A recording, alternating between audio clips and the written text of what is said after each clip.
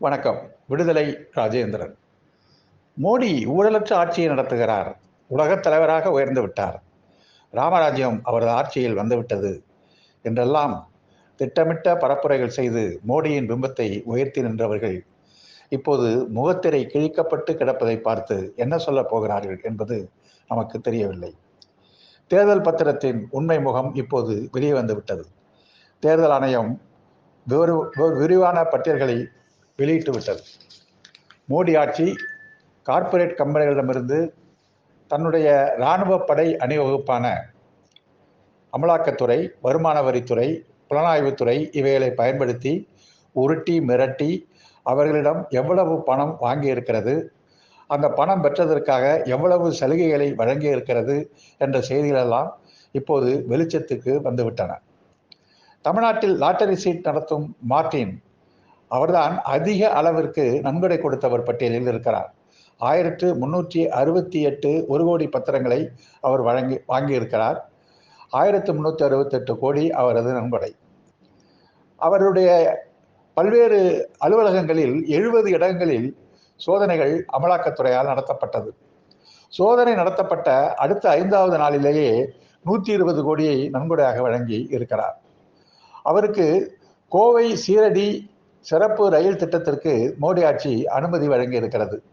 அவரது மகனையும் பாஜகவில் மிரட்டி சேர்த்து கொண்டு விட்டது. அதேபோல் ஹைதராபாத் நகரில் ரெட்டிகள் நடத்தும் மேகா என்ற ஒரு நிறுவனம், அந்த நிறுவனம் 966 கோடி ரூபாய்க்கு நன்கொடைகளை வழங்கி இருக்கிறது பாஜகவிற்கு. அதற்காக அணைகள் கட்டுதல், மின் உற்பத்தி நிலையங்கள் போன்றவற்றிற்கு 14,400 கோடி ரூபாய்க்கு ஒப்பந்தங்களை ஒன்றிய ஆட்சி இதற்காக வழங்கி இருக்கிறது. கொரோனா தலைவிரித்து ஆடிய ஒரு காலகட்டத்தில் கொரோனா ஊசிகளுக்கு விலை நிர்ணயித்தது மோடி ஆட்சி. உச்சநீதிமன்றத்தில் வழக்கு தொடரப்பட்டு நீதிமன்றம்தான் இலவசமாக மக்களுக்கு அதை வழங்க வேண்டும் என்று கூறியதற்கு பிறகு இலவசமாக வழங்க வந்தது. கொரோனா தடுப்பு ஊசி நிறுவனமான சீரம் இப்போது மோடி ஆட்சிக்கு நன்கொடை கொடுத்திருப்பது வெளியே வந்திருக்கிறது.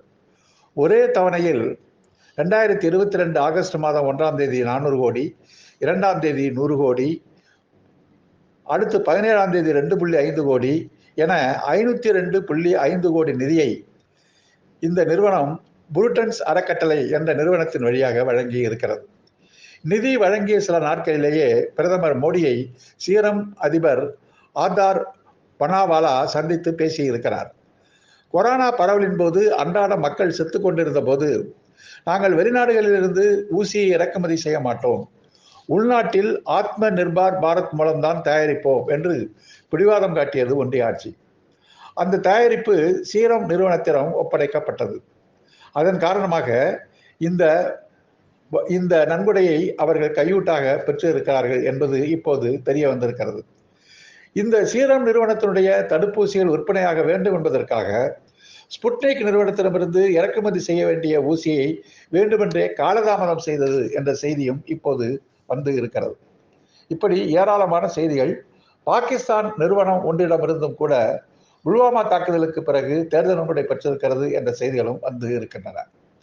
ஆக ஊழலின் முகத்திரை கிழிய தொடங்கி இருக்கிறது.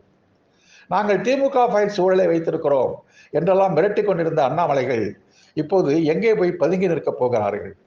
ஊழலின் முகத்திரை ராம ராஜ்யத்தில் கிழிந்து தொங்குகிறது. இதுதான் ராமனுக்கு இவர்கள் செய்கின்ற மரியாதையா? இவர்கள்தான் சனாதன தர்மத்திற்கு இவர்கள் காட்டுகிற பண்பா? இதுதான் இவர்கள் நடத்துகிற நேர்மையான மக்கள் ஆட்சியினுடைய அடையாளமா என்றெல்லாம் மக்கள் கேட்க துவங்கி இருக்கிறார்கள்.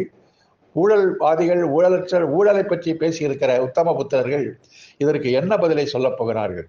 சிந்திப்போம். நன்றி, வணக்கம்.